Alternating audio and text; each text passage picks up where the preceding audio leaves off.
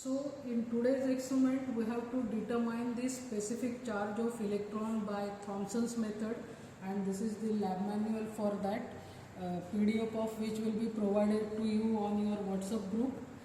As you all know, specific charge is a ratio of charge to mass for electron, and naturally it was first time determined by Thomson. So the tube, which is actually cathode ray tube, but that is referred as Thomson's tube, and this experiment is based on the principle that electron beam, being the beam of negatively charged particles, gets deflected by electric and magnetic fields, and the quantity and manner of deflection, it depends upon the specific charge of electron. Naturally it is directly proportional to charge of electron, and it is inversely proportional to mass of electron. So basically in this experiment we will deflect electron beam by electric field as well as by magnetic field. To deflect electron field using magnetic field, we will be using a bar magnet, of which magnetic moment should be known to us. So this experiment suitably we will divide in two parts. In first part of experiment we will determine magnetic moment of a bar magnet provided to you, and in second part, actually in Thomson's tube, we will deflect electron beam by magnetic field as well as by electric field. Okay. To use this bar magnet or to determine its magnetic moment, initially we are having a sample calculation over here. You can see this is calculation for magnetic moment of bar magnet, into which you have to measure the length of bar magnet using a normal scale, and you have to mention that in your observations. You have to measure width of bar magnet, and after doing that we have to determine the magnetic moment using a deflection magnetometer. Okay, so we will see this way. You can measure the length of bar magnet, and it is, you can see, if you can see, it is 4.9 or 5 centimeters. Anywhere you can do that, it is 5 centimeters. Similarly, the width of bar magnet, which is 1 centimeter, and this is something we will mention in our observations. Length of bar magnet 5 centimeters and width is 1 centimeter. Okay, now the third observation we have to find out, that is D2 and D3 centimeters, and for that we have to use deflection magnetometer. Now you can see this is deflection magnetometer. Come close and show this. This is the magnetometer in which you have magnetic needle, which is broad black strip, and the red point is indicating towards the north pole of this magnetic needle. Okay, always you know, freely suspended magnetic needle, it points along north-south direction, and in this deflection magnetometer you have two wooden arms of this magnetometer. Meter scales are attached on both the wooden arms, and center or zero of both the meter scales on both the arms, it is at the center of magnetometer. So it is convenient to take the reading because zero is adjusted at center of magnetometer.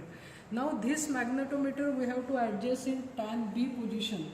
Tan B position is that position of magnetometer in which magnetic needle and wooden arms of magnetometer, they should be parallel to each other, and that you can do simply by shifting the wooden arms of this deflection magnetometer this way, because magnetic needle will always be in north-south plane. So in that same plane you have to bring your wooden arms, and shifting the wooden arms, you can do that. You can just observe from this point and verify that magnetic needle and wooden arms are parallel to each other.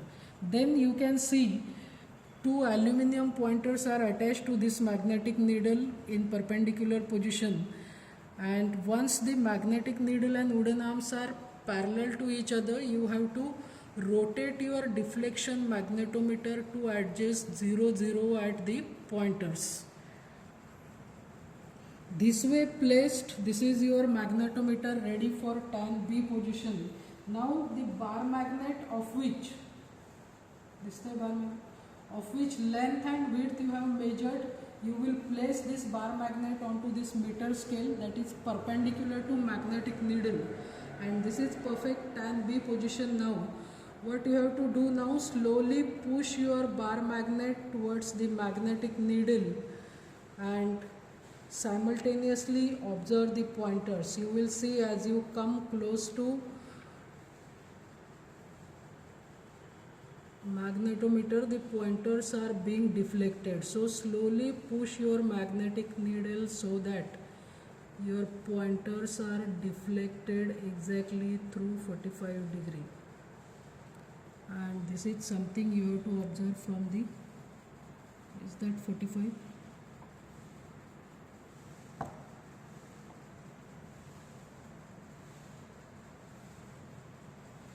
So push your bar magnet slowly towards magnetometer so that you get 45° deflection.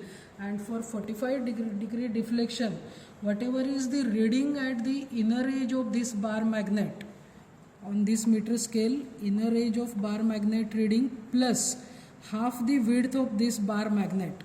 This is distance d2, which is actually distance between center of magnetometer to center of bar magnet.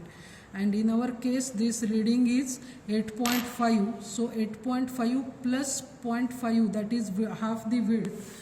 So here d2 will be 9 centimeters on one side, and same procedure you have to repeat on another side. Apply your bar magnet towards the magnetic needle so that pointers are deflected through 45°, and now the deflection should be in opposite quadrant. Initially it was in second, fourth quadrant. Now your pointer should get deflected in first, third quadrant, and this way.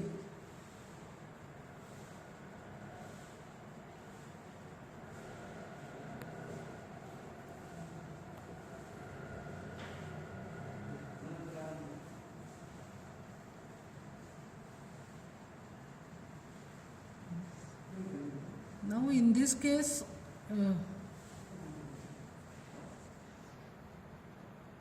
what happened, the distance required happened to be more than scale. So what we will do, we will take reading at the outer edge of this minus half the width of bar magnet we will do. Anyways, effective distance should be from center of magnetometer to center of bar magnet, and it is 9.3 on the outer edge. On this scale you can see here minus 0.5, that happens to be 8.7 centimeters. So average of these two, it will be your d1 over here, 9 plus 8.7 centimeter by 2. Okay, thumb. Once we have this d1, we know theta. Using this formula, we have to calculate magnetic moment of bar magnet, and the formula for magnetic moment is written over here. This toy. It is m is equal to h dash in bracket d1 square plus l square bracket raised to 3 by 2 tan theta. Okay, h dash, it is horizontal component of Earth's magnetic field, and its value is given in the chart, that is 0.36 or straight. Okay, that you have to put here. d1 is 8.85 centimeter, that is average of d2 and d3. L is half the length of bar magnet. Always the geometrical length of bar magnet is 2L, so make it half, that is 2.5 centimeter. So it will be your 0.36 in bracket 8.85 square plus 2.5 square bracket raised to 3 by 2 and tan 45. That way you have to calculate the magnetic moment of bar magnet, and its unit is Oersted ampere centimeter. So this is the first part of experiment. So in second part of experiment, now we have to deflect the electron beam by electric field as well as by magnetic field. For that, this is the cathode ray tube, and this is referred as Thomson's tube.